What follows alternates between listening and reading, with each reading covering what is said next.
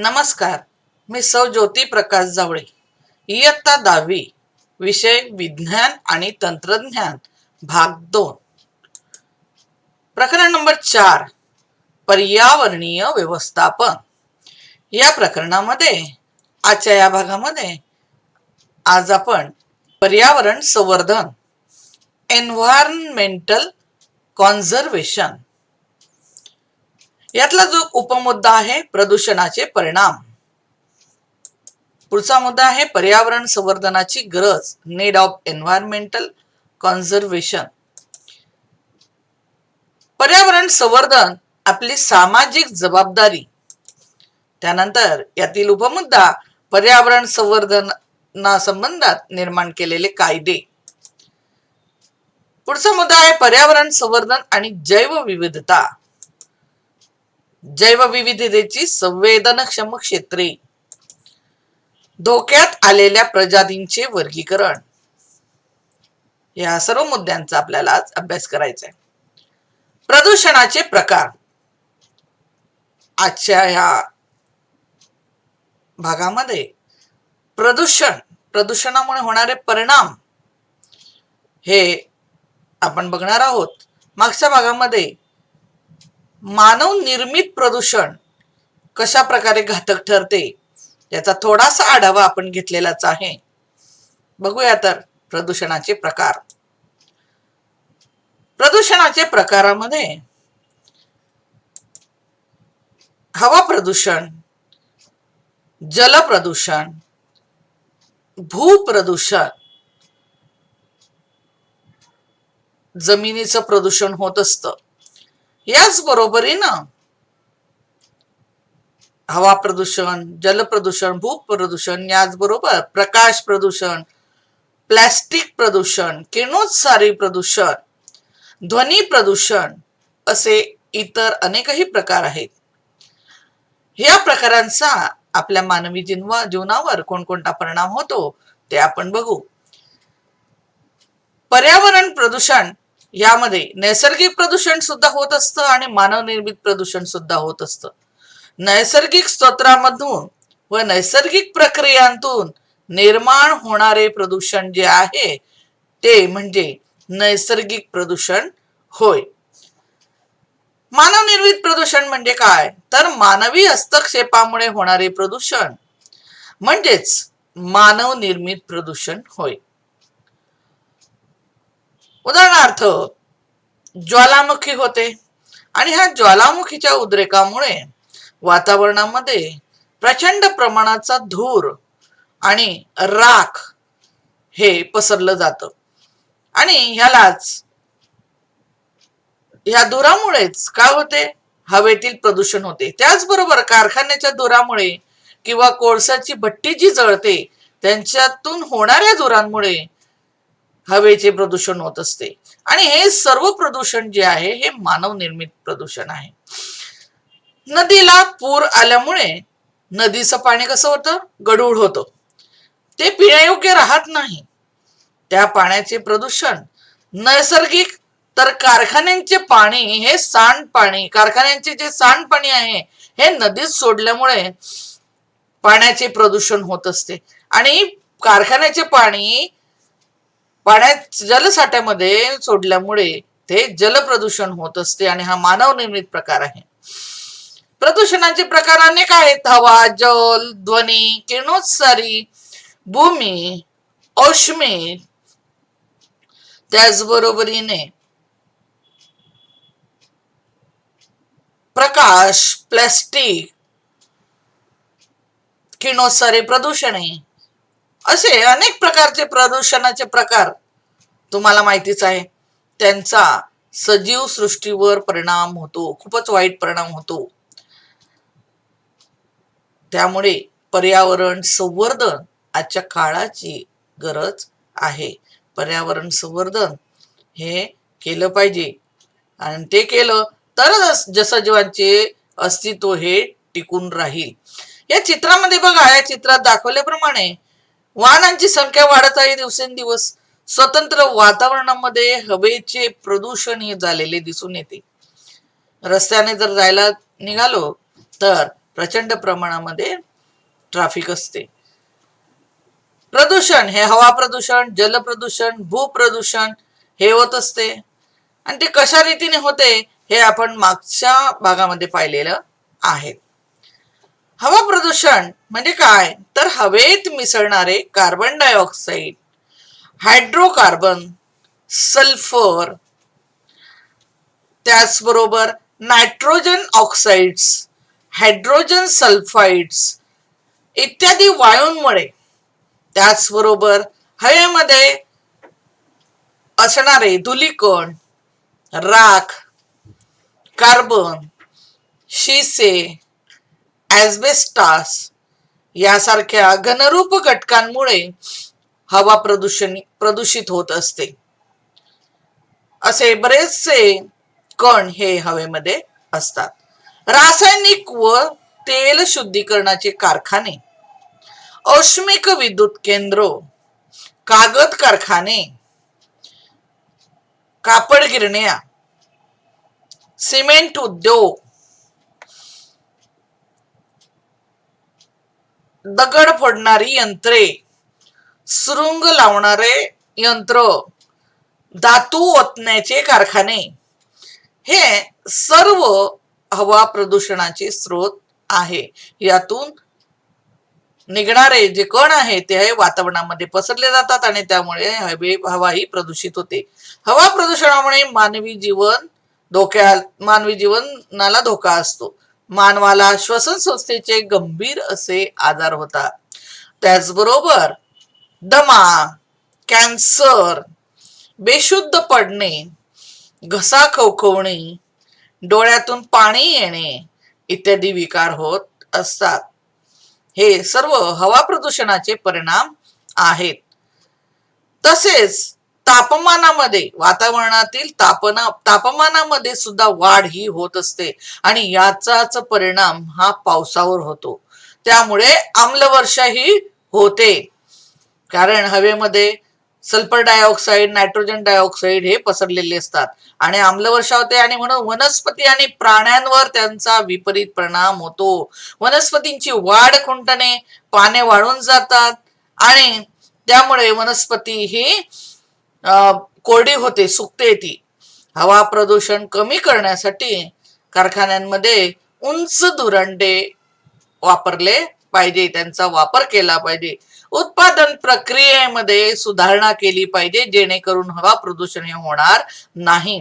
तसेच प्रदूषिते नियंत्रित करणारी साधने प्रत्येक कारखान्यामध्ये लावणं आवश्यक आहे. दुसरा मुद्दा आहे जल प्रदूषण. कशा रीतीने होते ते बघूया. शैवाल, विषाणू, जीवाणू, परजीवी यासारख्या जैविक घटकांमुळे, तसेच वाळू, माती, धूळ,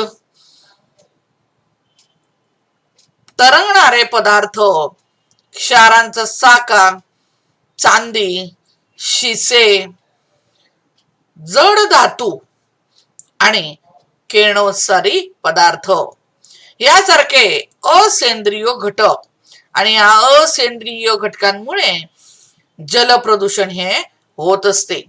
त्याचबरोबर तणनाशके, कीटकनाशके, सांडपाणी, खतांचा अतिरिक्त वापर यासारख्या सेंद्रिय घटकांमुळे पर्यावरणामध्ये जल प्रदूषण हे होत असते. औद्योगिक प्रदूषके, त्याचबरोबर घरगुती प्रदूषके, सांडपाणी, कारखान्यातून सोडली जाणारी रसायन, वेगवेगळ्या रंगाची रसायन असतात, त्याचबरोबर शेतीसाठी वापरली जाणारी कीटकनाशके हे सर्व जल प्रदूषणाचेच स्रोत आहे. जल प्रदूषणामुळे काय होतं तर रोगाच्या साथी, जलीय जीवांचे मृत्यू होत असतात. पाण्यामध्ये असून सुद्धा त्यांना मृत्यू येतो. जल प्रदूषण टाळण्यासाठी प्रदूषिते नियंत्रित करणारी साधनं ही वापरली पाहिजे. तसेच पाण्यात प्रदूषित सोडण्यास प्रतिबंध हा केला पाहिजे, त्याच्यावर विशिष्ट असे कायदे केले पाहिजे. सेंद्रिय शेती ही केली पाहिजे. कारखान्यांचे दूषित पाणी जे आहे ते पाण्यावर प्रक्रिया करून त्यांना त्या पाण्याला शुद्ध करून ते सोडले पाहिजे. त्याचबरोबर मलनिस्सारण प्रकल्प हे उभे केले पाहिजे. उदाहरणार्थ शेतात कीटकनाशकातील असेंद्रिय घटक, रासायनिक खतांचे प्रमाण आणि जड धातू व इतर रसायने यांचा जो वापर आहे हा कमी केला पाहिजे. कारखान्यातील उत्सर्जके, घरगुती टाकाऊ पदार्थ, त्याचबरोबर रासायनिक खते आणि जैव वैद्यकीय टाकाऊ पदार्थ, डॉक्टरचे सिरिंज, औषधांचे पाकिट, हे सगळे टाकाऊ पदार्थ, ई वेस्ट कचरा, प्लास्टिक कचरा, प्लास्टिकची तर खूप समस्या वाढलेली आहे. भूप्रदूषणामुळे वनस्पतीची आणि पिकांची वाढ ही खुंटते.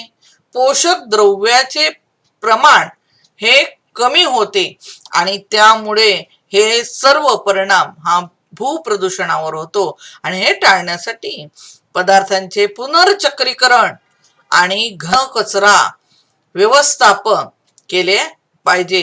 मोठ्या प्रमाणामध्ये वृक्ष लागवड, वृक्ष संवर्धन केले पाहिजे. पर्यावरणामध्ये वृक्षांची लागवड करणं अतिशय आवश्यक आहे. लागवड करून भागत नाही, तर लागवड केल्यानंतर त्याचं एखाद्या बालकाची जशी आपण काळजी घेतो त्याप्रमाणे त्या रोपट्याची काळजी घेऊन त्याची वाढ होऊ देणं, त्याची वाढ होते की नाही याकडे लक्ष देणं ही आपली आताच्या काळामध्ये असलेली जबाबदारी आहे. या पुढचा मुद्दा जो आहे तो म्हणजे किरणोत्सारी प्रदूषण. किरणोत्सारी प्रदूषणामुळे काय काय परिणाम होतात ते आता आपण बघूया. तसंच या मुद्द्यामध्ये आपण पर्यावरण संवर्धनाची गरज, नीड ऑफ एन्व्हायरमेंटल कन्झर्वेशन, ह्या मुद्द्याचा सुद्धा विचार करणार आहोत. किरणोत्सारी प्रदूषण म्हणजे काय? तर किरणोत्सारी प्रदूषण हे मानवनिर्मित आणि नैसर्गिक देखील असू शकते. ते कशा प्रकारे आहे ते आता आपण बघूया. बघा, हे नैसर्गिक आहे आणि हे मानवनिर्मित आहे. किरणोत्सारामुळे बाहेर पडलेली अल्ट्रा व्हायोलेट किरण, इन्फ्रारेड किरण ही नैसर्गिक किरणोत्सारामध्ये मोडली जातात. बघा, सूर्यापासून निघालेली इन्फ्रारेड किरण. तर एक्स-रे, अणुभट्टीतून होणारा किरणोत्सार हा मानवनिर्मित किरणोत्सारामध्ये मोडतो. हाड कुठे मोडलंय हे आपल्याला एक्स-रे मधनं कळते.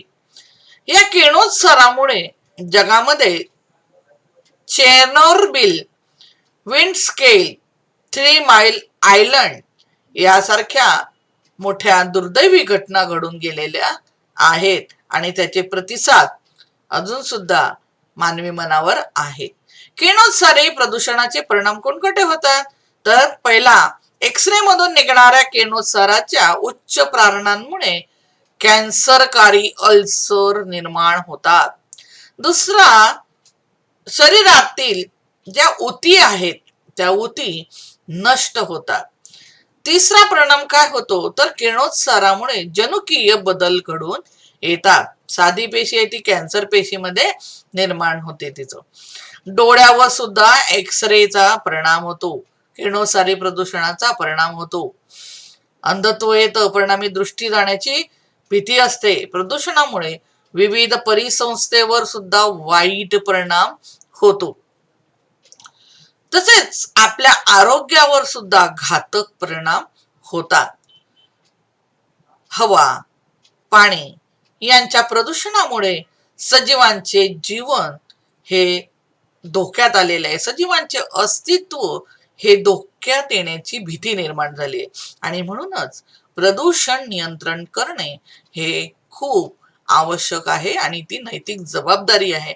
आता आपण पर्यावरण संवर्धनाची का गरज असते ते आपण समजून घेऊया. पर्यावरणाचे संवर्धन ही आजच्या काळाची गरज आहे आणि पर्यावरण संवर्धन करणं ही आपली जबाबदारी देखील आहे आणि यासाठी सर्वांनी एकत्रित येऊन प्रयत्न करणं आवश्यक आहे. पर्यावरणाचे संरक्षण जर आपण केलं तरच अनेक समस्या ज्या आहेत त्या सहजासहजी आपण सोडवू शकतो. पर्यावरणाच्या संवर्धनासाठी मुलांमध्ये लहानपणापासूनच पर्यावरणाची माहिती, पर्यावरणाविषयी प्रेम, निसर्गाविषयी प्रेम त्यांच्या मनामध्ये निर्माण होणं अतिशय आवश्यक आहे.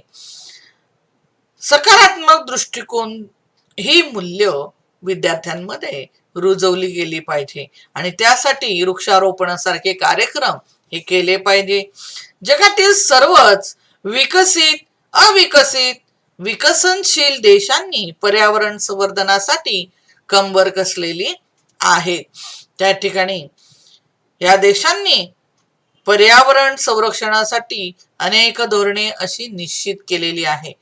पर्यावरण वाचवण्यासाठी संयुक्त राष्ट्र संघटनेने युनोने 1972 मध्ये स्टॉकहोम या ठिकाणी मानवी परिषद घेतली गेली. संयुक्त राष्ट्र संघटना स्टॉकहोम मध्ये घेतली गेली आणि पर्यावरण विषयक समस्यांवर प्रथमच या ठिकाणी चर्चा करण्यात आलेली आहे.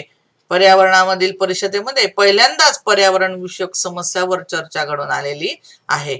UNEP United Nations Environment Programme यातूनच युनायटेड नेशनची म्हणजे UNEP ची स्थापना सेना महाराष्ट्र चौथ्या पंचवार्षिक योजनेत हा निर्णय घेण्यात आला. स्वतंत्र पर्यावरण विभागाची स्थापना ही करण्यात आली. तर 1985 पासून पर्यावरण आणि वन मंत्रालय पर्यावरण आणि वन विषयक कार्यक्रमाचे नियोजन करण्यात आलेले आहे. प्रवर्तन व प्रबोधन करण्याचे कार्य हा विभाग मोठ्या सचोटीने पार पाडत आहेत. गावागावामधनं सुद्धा याची काळजी घेतली जाते. या तक्त्यांमध्ये पर्यावरण संवर्धनाची का गरज आहे हे आपल्या लक्षात येते. प्रदूषण मुक्त हवा जल टिकवण्यासाठी, निसर्गाचा समतोल राहण्यासाठी, नैसर्गिक मानवाचे आरोग्य जपण्यासाठी, भविष्यातील पिढ्यांचे जीवन गुणवत्तापूर्वक शाश्वत होण्यासाठी, नैसर्गिक मानवनिर्मित समस्या निराकरणासाठी, जैवविविधता संरक्षण आणि संवर्धन करण्यासाठी ह्या पर्यावरण संवर्धनाची गरज आपल्याला आहे. आणि म्हणूनच आपण पर्यावरण संवर्धन हे करणं अतिशय आवश्यक आहे. पुढचा मुद्दा आहे पर्यावरण संवर्धन ही आपली सामाजिक जबाबदारी आहे. यामधला उपमुद्दा आहे पर्यावरण संवर्धना संदर्भात निर्माण केलेले कायदे कोणते. ह्याचा आता आपण अभ्यास करणार आहोत. तर पर्यावरण संवर्धन ही आपली सामाजिक जबाबदारी आहे असं का म्हटलं जातं, तर पर्यावरणाचा आणि मानवाचा अतिशय जवळचा असा संबंध आहे. मानवाचे अस्तित्वच मुळी पर्यावरणाशी जुडलेले आहे. निसर्गावरच मनुष्याचे जीवन हे अवलंबून आहे. म्हणूनच पर्यावरणाशी मानवाचा अस्तित्व आल्यापासून, मानव जेव्हा अस्तित्वात आला तेव्हापासून अगदी जवळचाच संबंध आहे. मानवाने आपल्या बुद्धिमत्तेच्या जोरावर बरीच प्रगती केलेली आहे. आपल्या कल्पना शक्तीच्या जोरावर विज्ञान आणि तंत्रज्ञानाचा उपयोग करून विविध क्षेत्रात उल्लेखनीय कार्य पार पाडलेले आहे. मात्र हे सर्व करत असतानाच त्याने नैसर्गिक साधन संपत्तीचा बेसुमार वापर केलेला आहे आणि ह्यामुळेच ह्या सर्व प्रगतीमुळे पर्यावरणाची खूप हानी झालेली आहे. पर्यावरण समस्या ह्या जास्तीत जास्त वाढत गेलेल्या आहे. पर्यावरणाचा ऱ्हास हा मानवानेच केलेला आहे. बऱ्याच ठिकाणी वृक्षतोड केलेली आहे आणि त्यामुळे त्याचे संवर्धन करणं ही सुद्धा आजच्या काळाची गरज बनली आहे. पर्यावरण समतोल राखणे हे मानवाचे आद्य कर्तव्य आहे. नवीन नवीन बिल्डिंग्स होतात त्यावेळेस मोठमोठे झाडं तोडली जातात, पण तेवढी लावली जात नाही. आणि त्यामुळे पर्यावरणावर विपरीत परिणाम करणाऱ्या कृती ह्या आपण करत असतो, आणि त्या जर आपण टाळल्या तर ती एक आपली जबाबदारी होईल आणि पर्यावरणाचे संवर्धन होईल. पर्यावरणात फुलपाखराचे कार्य काय? तर फुलपाखरू या झाडावरून त्या झाडावर जात असतानाच वनस्पतीचे प्रजनन घडून आणते आणि वनस्पतीची संख्या त्यामुळे वाढते. पर्यावरण संवर्धनात निर्माण केलेले कायदे, ह्यात वनसंवर्धन कायदा हा 1980 मध्ये लागू केला गेला. वनासाठी आरक्षित ठेवलेली जागा कोणत्याही कारणासाठी वापरण्यात येणार नाही. अशा जागेत जर खाणकाम करायचे असेल तर केंद्र सरकारची परवानगी घेणं हे बंधनकारक राहील, आणि जर या कायद्याचा भंग केला तर त्या गुन्हेगारास 15 दिवसाची कारावासाची शिक्षा ठोठावण्यात येईल, अशी कायद्यात तरतूद केली गेली. पर्यावरण संरक्षण कायदा 1986 मध्ये प्रदूषण नियंत्रण आणण्यासाठी व पर्यावरणाला हानी पोहोचणाऱ्या व्यक्ती किंवा संस्थांवर कारवाई करण्याच्या हेतूने हा कायदा करण्यात आलेला आहे. यामध्ये या कायद्यान्वये कोणत्याही उद्योगाला किंवा कारखान्याला ठरवून दिलेल्या मापदंडापेक्षा जास्त प्रदूषके पर्यावरणामध्ये सोडता येणार नाही, आणि तसे जर आढळले तर त्याला कायद्यान्वये शिक्षा ही केली जाते. या नियमाचे उल्लंघन जे करतील त्यांना 4 वर्षापर्यंत शिक्षा आणि 1,00,000 रुपये दंड ठोठावण्यात येईल, याची तरतूद कायद्यामध्ये केलेली आहे. या पर्यावरण विषयक संरक्षण कायद्यामध्ये राष्ट्रीय हरित न्यायाधिकरणाची स्थापना 2010 मध्ये करण्यात आलेली आहे, आणि त्यामुळे वन्यजीव संरक्षण कायदा 1972 मध्ये लागू करण्यात आला. यामध्ये भारत सरकारने वन्यजीवांची बेकायदेशीर शिकार जो करील त्याला शिक्षा ठोठावण्यात येईल. त्याचे बेकायदेशीर शिकार करून त्याचे संवर्धन करणं आवश्यक आहे. कलम 49 अनुसार दुर्मिळ होत चाललेल्या प्राण्यांचा व्यापार करण्यावर पूर्णपणे बंदी घालण्यात आलेली आहे. आणि यामुळेच वन्यजीवांचे संरक्षण हे केले जाते. वन्य प्राण्यांच्या अवयवांपासून किंवा कातडीपासून बनवलेल्या वस्तूंच्या वापरावर बंदी घालण्यात आलेली आहे, आणि त्याच्यामुळे त्यांची शिकार ही केली जात होती, आणि म्हणून हे आता टाळलेले आहे. एखाद्या व्यापाऱ्याकडे दुर्मिळ वन्य प्राण्यांच्या वस्तूंचा जर साठा असेल तर तो जाहीर करणं बंधनकारक केलेले आहे. तसेच ध्वनी प्रदूषणावर नियंत्रण आणण्यासाठी 2000 मध्ये ध्वनी प्रदूषण नियम आणि नियंत्रण 2000 हा कायदा करण्यात आलेला आहे. तुम्हाला माहिती आहे, गणपतीमध्ये 10च्या नंतर, गणपती देवी यामध्ये 10च्या नंतर आवाज हा बंद केला जातो. जैववैद्यकीय कचरा ई कचरा नियम 2011 हा कायदा संमत करण्यात आलेला आहे. पुढचा मुद्दा लक्षात घेऊया, तो म्हणजे ह्या पर्यावरणामध्ये आजच्या काळामध्ये मोठमोठ्या बिल्डिंग्स उभ्या राहतात, इमारती उभ्या राहत आहेत, आणि त्यामुळे ज्या जागेवर त्या इमारती उभ्या राहत आहेत त्या ठिकाणी असलेली मोठे मोठे झाडं ही तोडली जात आहे.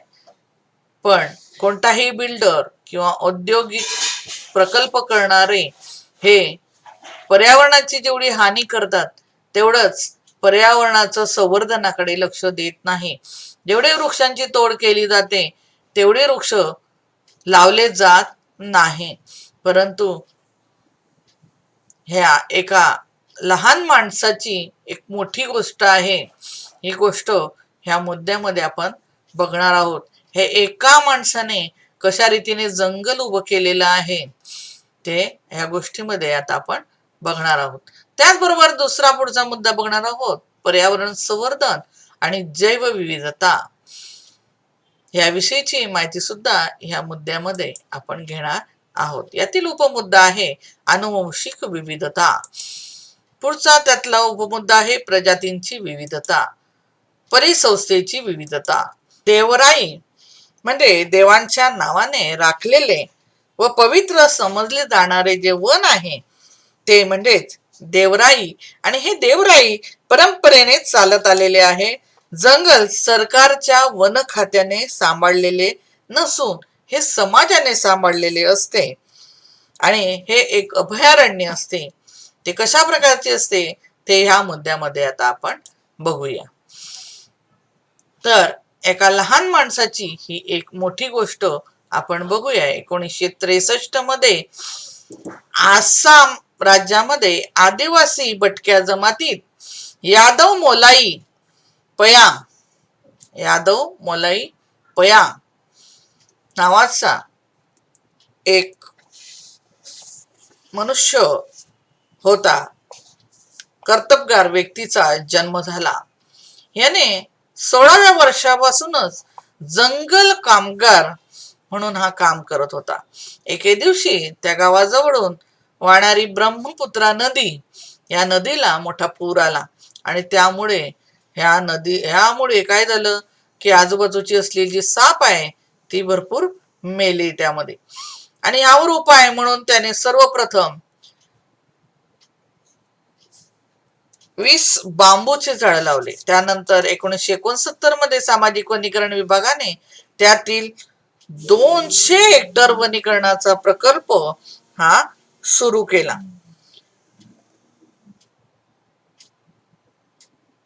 आणि सुरू केल्यानंतर याची देखभाल करणारे मोलाई हे सुद्धा जंगल कामगारासोबतच होते. ही योजना परंतु काही काळानंतर ही योजना थांबवली गेली. परंतु ही योजना थांबवल्यानंतर सुद्धा मोलाईचे कार्य हे अविरत सुरूच राहिले. झाडे लावणे व त्याची देखभाल करणे हे काम निरंतर चालू ठेवण्याचा परिणाम म्हणजे ज्या परिसरात एकही वृक्ष नव्हता त्या ठिकाणी सुमारे 1360 एवढे जंगल निर्माण झाले. आसाममध्ये असणाऱ्या जोरहाट येथील कोकिलामुख येथे हे जंगल 30 वर्षाच्या अथक परिश्रमाने तयार केल्यामुळे भारत सरकारने मोलाई यांना पद्मश्री या किताबाने सन्मानित केले. बघा, एकट्या मनुष्याने एक जंगल निर्माण केलेले आहे आणि म्हणून आज हे जंगल मोलाई जंगल म्हणून ओळखले जाते. आज माणसे जंगल नष्ट करीत आहे, स्वतःच्या स्वार्थासाठी झाडांची तोड करीत आहे. परंतु एका माणसाने जर मनात आणले तर अख्खे जंगल तयार करता येते आणि हेच मोलाई यांनी जगाला दाखवून दिलेलं आहे. बघा, पूर्वी कसं होतं आणि नंतर कसं झालं. पुढचा मुद्दा आहे पर्यावरण संवर्धन आणि जैवविविधता. यामध्ये आपली सजीवसृष्टी ही विविधतेने नटलेली आहे. निसर्ग अतिशय सुंदर आहे. त्यामध्ये अनेक प्रकारचे प्राणी, वनस्पती आहेत, सुंदर फुलं, फळं असे आहेत. आणि आपल्या पूर्वजांकडनं आपण अशाच काही वनस्पतींची, प्राण्यांची माहिती आपण ऐकतो. मात्र प्रत्यक्षात बरेचसे प्राणी, बरेचशा वनस्पती आपल्याला बघायला सुद्धा मिळत नाही. या सर्व गोष्टींना किंवा परिस्थितीला सर्वस्वी आपणच जबाबदार आहोत. निसर्गामध्ये आढळून येणाऱ्या एकाच जातीच्या सजीवांतील अनुवांशिक विविधता, सजीवांच्या जातीची विविधता, त्याचबरोबर वनस्पतीची विविधता, परिसंस्थांची विविधता या सर्वांमुळे या भागातील निसर्गाला जी सजीवसृष्टींची समृद्धी लाभलेली आहे ती मानवाच्या या प्रदूषणामुळे कमी होत चाललेली आहे. जैवविविधता ही 3 पातळ्यांवर दिसून येते. पहिली म्हणजे अनुवांशिक विविधता, दुसरी प्रजातींची विविधता आणि तिसरी परिसंस्थेची विविधता. अशा 3 प्रकारच्या विविधता ह्या जैवविविधतेमध्ये आहेत. तर ह्या विषयीची आता आपण थोडक्यात माहिती घेऊया. चला तर मग, अनुवांशिक विविधता. अनुवांशिक विविधता ही एकाच जातीमधील सजीवांत जी विविधता आढळून येते त्यालाच अनुवांशिक विविधता असे म्हणतात. एकाच जातीच्या सजीवामध्ये दोन जीव एकसारखे असत नाहीत. त्याचा रंग वेगवेगळे असतात. प्रत्येक मनुष्य हा दुसऱ्यापेक्षा वेगळा असतो. प्रजातींची विविधता. निसर्गामध्ये असंख्य जाती आहेत, प्रजाती आहेत, ह्या आढळून येतात. यालाच प्रजातींची विविधता असे म्हणतात. प्रजातींच्या विविधतेमध्ये वनस्पती, प्राणी, सूक्ष्मजीव यांच्या विविध आकारांचा समावेश होतो. उदाहरणार्थ वनस्पतीमध्ये गवत, नंतर रोपटी, नंतर झुडपे, वृक्ष, असे असंख्य असे प्रकार येतात. तर जमिनीवरील वनस्पती असतात, तशाच पाण वनस्पती देखील असतात, पाण्यामध्ये वाढणाऱ्या वनस्पती देखील असतात. परिसंस्थेची विविधता. यामध्ये प्रत्येक प्रदेशात अनेक परिसंस्था आढळत असतात. एखाद्या प्रदेशातील प्राणी किंवा वनस्पती त्यांचा अधिवास व त्यामध्ये आढळणारा फरक म्हणजे पर्यावरणातील फरक यांच्या संबंधातून परिसंस्थेची निर्मिती ही होत असते.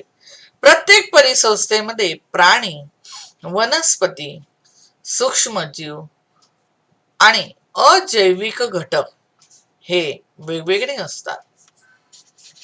आणि ह्यांचा जर विचार केला तर आता देवराई, देवाच्या नावाने राखून ठेवलेले व पवित्र समजले जाणारे वन म्हणजेच देवराई होय. देवराई जंगल सरकारच्या वन खात्याने सांभाळलेले नसून हे त्या ठिकाणी असणाऱ्या समाजाने सांभाळलेले असते. एक अभयारण्यच असते ते.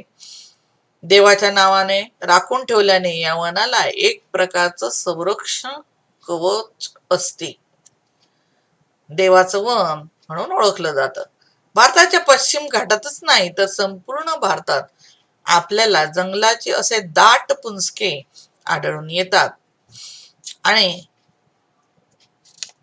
त्यामुळे जंगलांचं संरक्षण होतं. भारतामध्ये अशा 13,000 पेक्षा जास्त अशा देवराया आढळून येतात आणि ते आहे म्हणून तरी आता थोडाफार पाऊस पडतोय. महाराष्ट्रात, कोकणातील रत्नागिरी आणि सिंधुदुर्ग येथे देवराया आहेत. त्यात 900 ते 1000 वनस्पती आढळून येतात. पुणे जिल्ह्यात जुन्नर, आंबेगाव, मावळ, मुळशी या तालुक्यात देवरायांची संख्या अधिक आहे. या ठिकाणी अनेक देवराया आढळतात. अनेक त्या ठिकाणी वेगवेगळ्या प्रकारची वृक्ष देखील आढळतात. मानवाने निर्माण केलेले हे एक छोटं अभयारण्य आहे आणि म्हणून पर्यावरण संवर्धन होत आहे. जैवविविधतेचे संवर्धन कसे करता येईल? दुसरा मुद्दा आहे स्वयंसेवी संस्था कोणकोणत्या आहेत? आंतरराष्ट्रीय स्तरावरील पर्यावरणीय संस्था कोणकोणत्या आहेत? ह्यावर प्रश्न विचारला होता बोर्डाने. त्यामुळे या संस्था, स्वयंसेवी संस्था, आंतरराष्ट्रीय स्तरावरील पर्यावरणीय संस्था ह्या लक्षात ठेवणं आवश्यक आहे. 2 गुणांसाठी हा प्रश्न 10वीच्या बोर्डाच्या परीक्षेमध्ये विचारला गेलेला होता. तर जैवविविधतेच्या संवर्धनासाठी कोणकोणते उपाय योजता येतील त्याविषयीची माहिती आता आपण या मुद्द्यामध्ये घेणार आहोत. यातला पहिला जो मुद्दा आहे तो पहिला मुद्दा आपण लक्षात घेणार आहोत. ज्या दुर्मिळ जातींचे सजीव आहेत त्या सजीवांचे संरक्षण हे केले पाहिजे. यामध्ये अनेक प्राणी दिसत आहेत तुम्हाला. दुसरा मुद्दा आहे राष्ट्रीय उद्यान व अभयारण्य यांची निर्मिती करणं अतिशय आवश्यक आहे. या ठिकाणी राष्ट्रीय उद्यानामध्ये अनेक प्राण्यांना संरक्षण मिळतं. तिसरं, ज्या क्षेत्रात जास्त प्रमाणात सजीव आहेत ते क्षेत्र राखीव जैव विभाग म्हणून घोषित करण्यात यावं किंवा घोषित करणं आवश्यक आहे. चौथा मुद्दा की ज्या जाती दुर्मिळ होत झालेल्या आहेत त्या प्रजातींच्या संवर्धनासाठी खास प्रकल्प सुरू करणं आवश्यक आहे. बऱ्याचशा जाती आता दिसत सुद्धा नाही. प्राणी व वनस्पतींचे संवर्धन करणं अतिशय आवश्यक आहे. हा पाचवा मुद्दा आहे या ठिकाणी. पर्यावरण संबंधीचे जे कायदे आहेत त्यांचे काटेकोरपणे पालन करणं आवश्यक आहे. कोणतं योग्य आणि कोणते अयोग्य आहे हे या चित्रामध्ये स्पष्ट सांगितलेलं आहे. सातवा जो मुद्दा आहे जैवविविधते संबंधी पारंपरिक ज्ञानाची नोंद करून ठेवणं आवश्यक आहे. आता हे चित्र बघा, यामध्ये काही चिन्हांचे संकेत दिलेले आहे. पर्यावरण संदर्भात या चिन्हांचा अर्थ काय होतो ते लक्षात घ्या. यावर प्रश्न हे विचारले जातात आणि अतिशय महत्वाचा असा मुद्दा आहे. पहिलं, कचरा कोंडीत कचरा टाका. पहिल्या चिन्हाचा अर्थ असा होतो. दुसऱ्या चिन्हाचा असा अर्थ होतो की वीज वाचवा. तिसऱ्या चिन्हाचा अर्थ होतो पाणी वाचवा. आणि चौथ्या चिन्हाचा अर्थ होतो की हवा प्रदूषण टाळा किंवा इंधन वाचवा. समाजातही स्वयंप्रेरणेने अनेक लोक एकत्र येऊन पर्यावरणाची जनजागृती करीत आहेत. आणि आपण पर्यावरणामध्ये झाडे लावा आणि झाडे जगवा हे आपलं आद्य वाक्य ठरलं पाहिजे. आता आपण राज्य राष्ट्रीय संस्था कोणकोणत्या आहेत ते आता पाहूया. ह्यामध्ये स्वयंसेवी संस्था कोणकोणत्या आहेत? पहिली, Bombay natural history society Mumbai ही एक स्वयंसेवी आहे. दुसरी आहे CRP environment group new Chennai. तिसरी Gandhi peace foundation environment cell Delhi. चौथी आहे चिपको सेंटर तेहरी गढवाल. चिपको मोमेंटची कथा तुम्हाला माहिती असेल. पाचवी आहे centre for environment education Ahmedabad. सहावी आहे केरळ शास्त्र साहित्य परिषद त्रिवेंद्रम. सातवी आहे भारतीय अँग्रो इंडस्ट्रीज फाउंडेशन पुणे. आणि शेवटची आठवी ही Vikram Sarabhai community science centre Ahmedabad. ह्या सर्व स्वयंसेवी संस्था आहेत. आता पुढचे आहे आंतरराष्ट्रीय स्तरावरील पर्यावरणीय संस्था. यातील पहिली जी आहे ती म्हणजे निसर्ग आणि नैसर्गिक संसाधनाची आंतरराष्ट्रीय संवर्धन संस्था IUCN, मुख्यालय ग्लॅंड स्वित्झर्लंड या ठिकाणी आहे. दुसरी आहे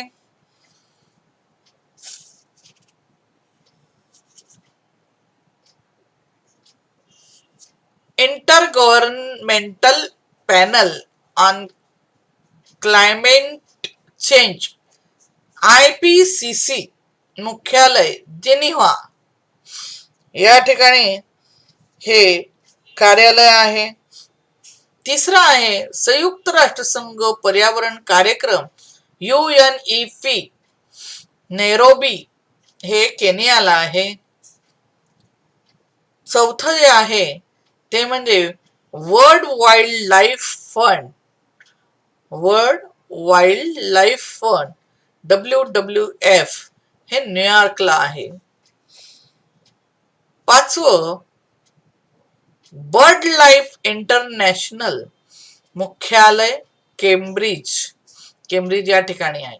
6वं आहे हरित हवामान निधी सोंगडो, दक्षिण कोरिया या ठिकाणी आहे. ग्रीन पीस ही पर्यावरणाशी कार्यरत असलेली जगातील मोठी संस्था आहे. अशा प्रकारे पर्यावरणाचे संवर्धन करण्यासाठी वेगवेगळ्या संस्था कार्यरत आहेत, प्रयत्न करीत आहेत.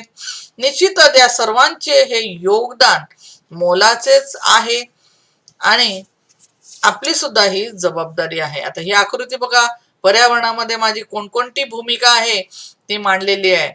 पर्यावरण टिकवणे, उपलब्ध साधन संपत्ती टिकवून ठेवणे, जतन करणे, जे उरले आहे त्याचे जतन करणे.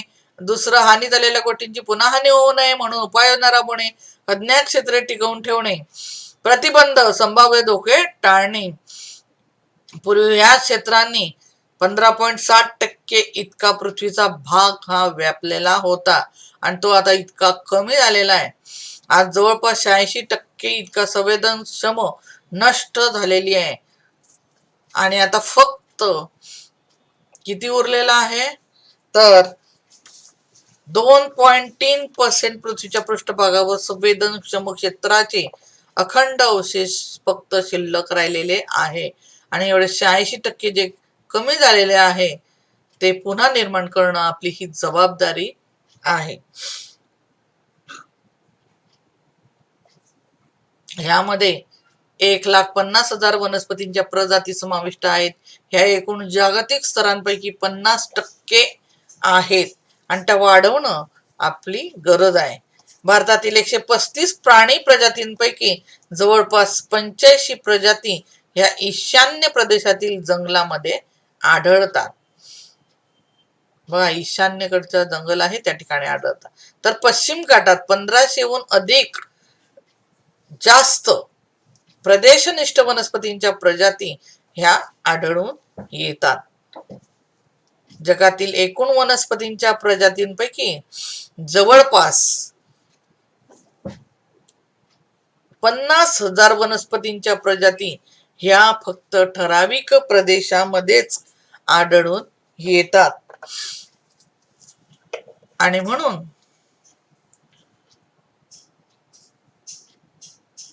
जगातील ही जैवविविधतेची संवेदनक्षम क्षेत्रे कोठे आहेत याविषयी आता आपण माहिती मिळवूया. ही जी संवेदनक्षम क्षेत्रे आहेत हे कोठे कोठे आहेत ते बघूया. आता कुठे कुठे आहे हॉटस्पॉट्स ऑफ द बायोडायव्हर्सिटी. दुसरा मुद्दा यातला धोक्यात आलेली देशातील 3 वारसास्थळे कोणकोणती आहे, त्याचबरोबर धोक्यात आलेले प्रजातींचे वर्गीकरण कशा रीतीने आहे ते यात बघायचं आहे. यातला पहिला मुद्दा आहे उपमुद्दा संकटग्रस्त प्रजाती, दुसरा मुद्दा आहे दुर्मिळ प्रजाती, तिसरा आहे संवेदनक्षम प्रजाती आणि चौथा आहे अनिश्चित प्रजाती. तर अशा प्रकारे या धोक्यात आलेल्या प्रजातींचे वर्गीकरण ह्या 4 मुद्द्यांनी स्पष्ट होते. चला तर मग बघूया यांची माहिती काय आहे ते. धोक्यात आलेली देशातील 3 वारसास्थळे ही कोणकोणती आहे हे आता आपण लक्षात घेऊया. गुजरात आणि महाराष्ट्र.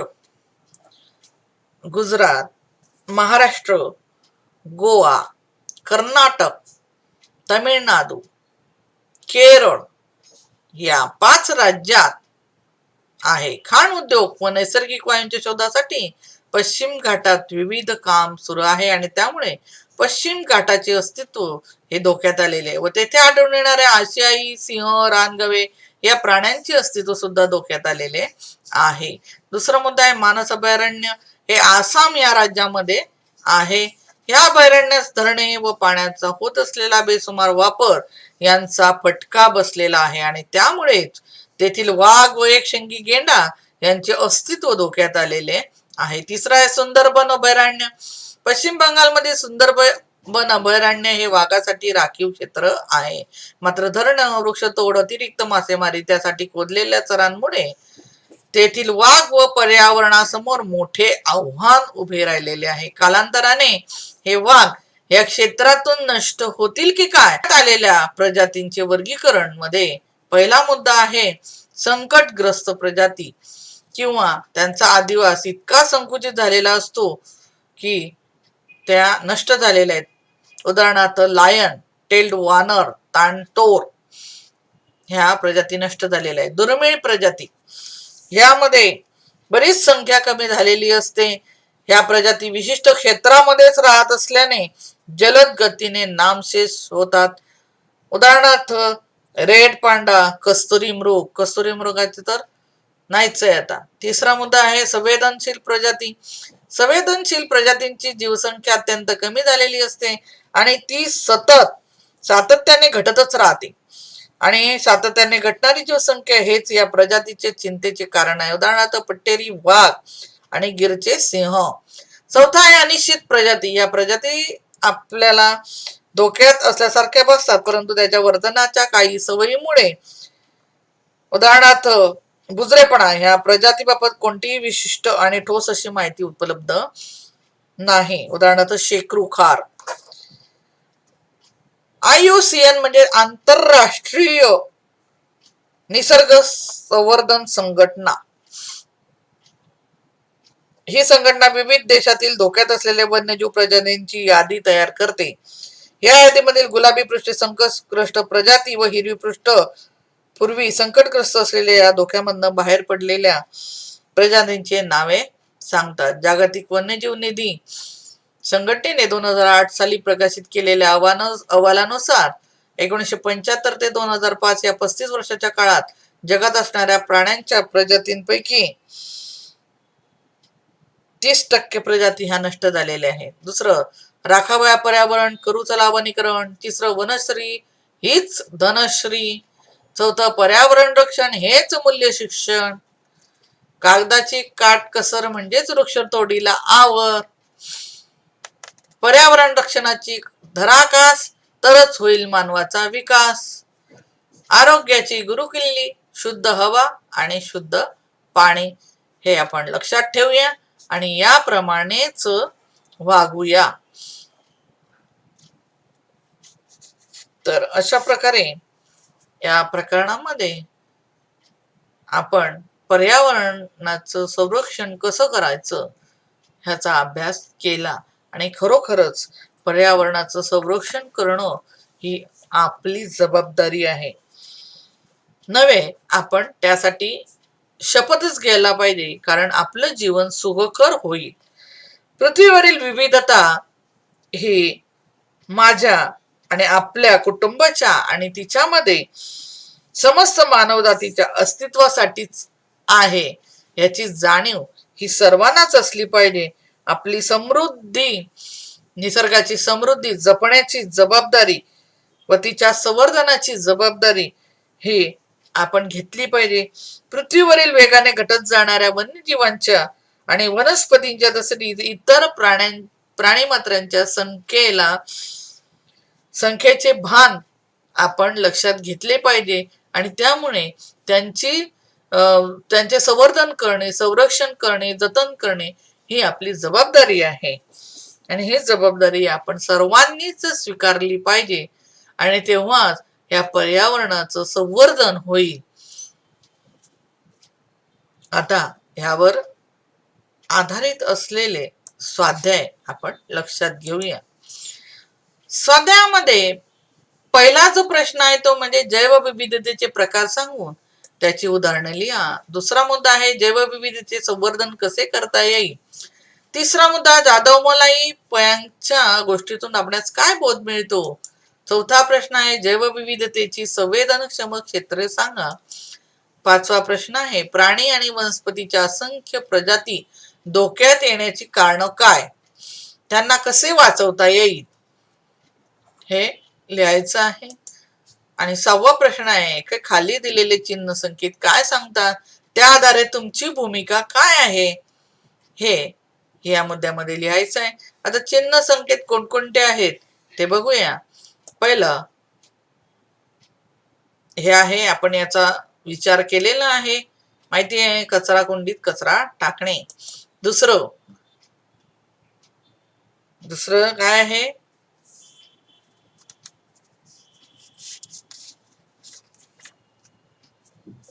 हे पण सांगितलं तुम्हाला मी. दुसरं काय आहे ते. नंतर तिसरं, इंधन वाचवा किंवा प्रदूषण टाळा. चौथं काय आहे, पाणी वाचवा किंवा पाण्याचे जतन करा.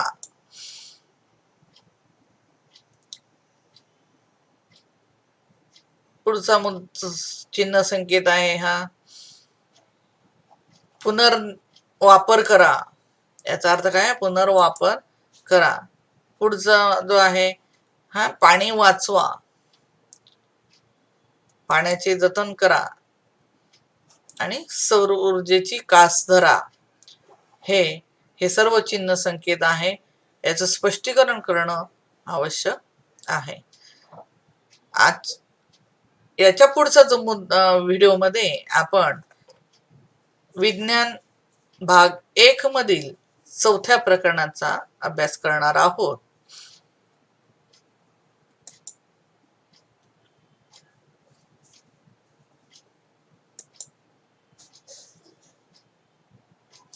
धन्यवाद. Thank you.